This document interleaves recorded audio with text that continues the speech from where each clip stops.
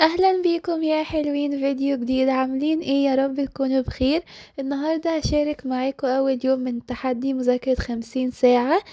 تعالوا نشوفوا هنعمله ايه النهاردة. في البداية بدأت اكتب اللي عليا. كان عندي محاضرة العربي عشان كانت نزلت، وكمان كان عندي مذاكرة فيزياء. انتوا عارفين اليوم السبت انا مش بذاكر محاضرة العربي كاملة، يعني بذاكرها بسمعها وبذاكرها وبحل تدريبات الحصة، لكن مش بعمل الواجب في نفس اليوم. وتعالوا اعرفكم ازاي هنمشوا في التحدي ده. هو التحدي ده 50 ساعة مذاكرة، بيتعمل خلال اسبوع 7 ايام. بيبقى 6 ايام 7 ساعات مذاكرة، واخر يوم بنذاكره فيه 8 ساعات. التحدي ده بيبقى اقل من الساعات من مذاكرة 25 ساعة في 3 ايام. فانا قلت هنعملوه سوا، وهفرح جدا لو انتوا كمان بدأتوا معايا فيه. ماشي. فانا حابه اقول لكم احنا هنمشوا فيه ازاي. بس انا مش عايزه انزل فيديو كل يوم في التحدي عشان ما يبقاش ملل يعني. فانا هنزل لكم اول يوم اللي هو الفيديو ده، واخر يوم، وفي نص الاسبوع كده هبدأ انزل لكم فيديو او 2، لكن مش هعمل كل يوم فيديو يعني، عشان بس ما تزهقوش. وحابه اقول لكم كمان ان انا ما بداتش ما نزلتهوش ليكم من اول اسبوع، منزلاه هنزل تقريبا كده على يوم الاثنين. فانتوا من اول ما تشوفوا الفيديو يعني، اللي حابب يبدأ معايا ويكمل تمام، واللي حابب يبدأ من الاسبوع الجاي براحته. بس انا عايزاكوا تعملوه عشان التحدي ده هيخليكوا تخلصوا المتراكمات كلها قبل رمضان. فانا دلوقتي بدأت اسمع محاضرة العربي. بعد ما خلصت اول جزء من المحاضرة بدأت اذاكره.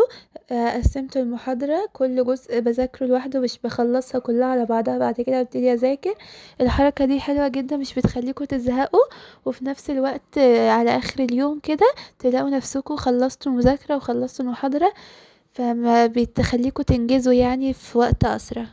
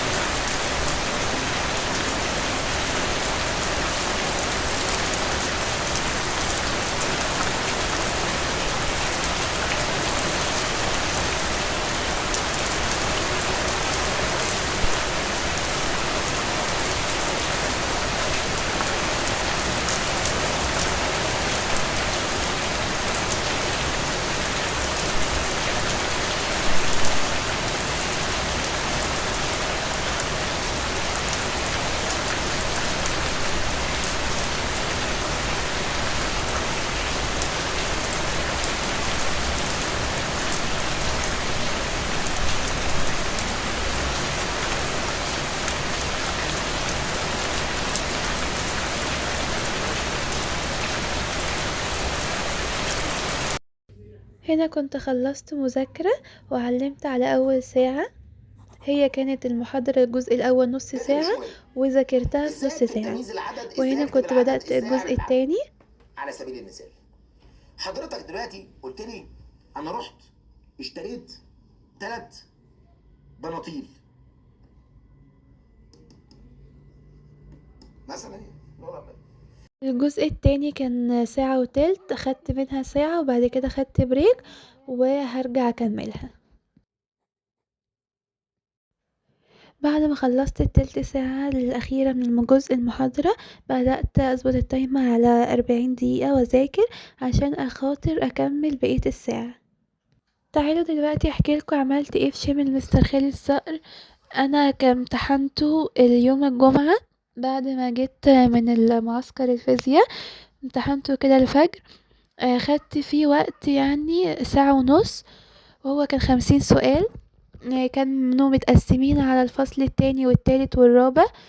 بالنسبة لمستواه هو ما كانش سهل خالص يعني، كان فوق المتوسط بصراحة. بالنسبة لدرجتي جبت فيه 40 من 50. وانا مش راضية قوي عن الدرجة، بس انا كويس يعني عشان انا مذاكرة والله. بس الامتحان ما كانش سهل خالص وخد مني وقت كتير يعني. بس حبيت اقول لكم بقى. بعد ما خلصت بدأت اظبط التايمر على نص ساعة، وحليت تدريبات النحو ما خدتش مني يعني دقايق والله. بصوا خدت مني بتاع 10 دقايق كده. بعدها بقى فتحت الفيديو بتاع حل الأسئلة، هو كان راجل 20 وخير دقيقة يعني وصحة الحل وعافية بالفيديو وسلام. كان ندخل نص بقى سيدنا ساعة على تدريبات بالظبط. الحفظ. الراجل بيقول لك فين التمييز الوارد في العبارة السابقة؟ كفى كفى كفى النكرة المنصوبة بعد كفى تعرب تمييز. كفى بالمرء فخرا، اديني فخر بس خلاص. امال معينا خبر كان او لا مين اللي بعد ما خلصت تدريبات بقى بدأت أسمع لجزء كان نص ساعة، جزء بتاع التعبير عشان نخلصه الساعة كاملة يعني. يبقى احنا كده مخلصين 4 ساعات، متبقلنا 3 ساعات النهاردة.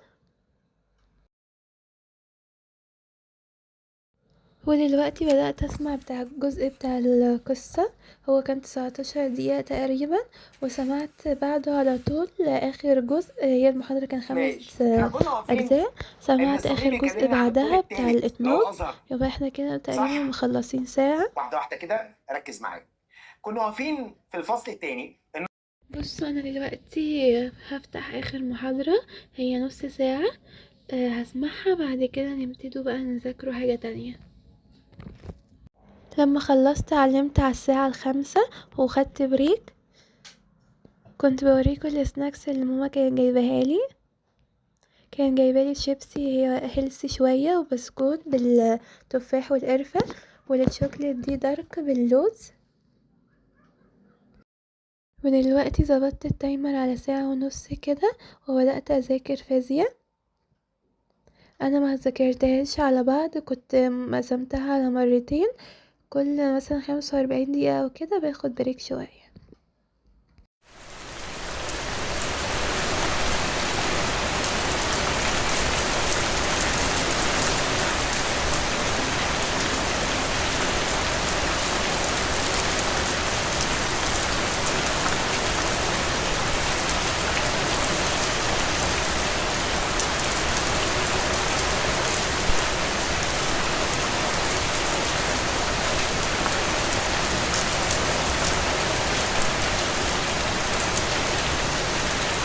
علمت على ساعة واحدة، وكمان بقى بدأت أسمع جزء من محاضرة دلوقتي. أنا كنت خلاص خلصت اللي عليا يعني في الفيديو، قلت عشان أكمل بقية النص ساعة يعني الأخيرة دي، بدأت أسمع جزء من محاضرة دلوقتي كانت ساعتين إلا ربع، بس أنا سمعت منها نص ساعة واحدة وخلاص بطلت مذاكرة تاني.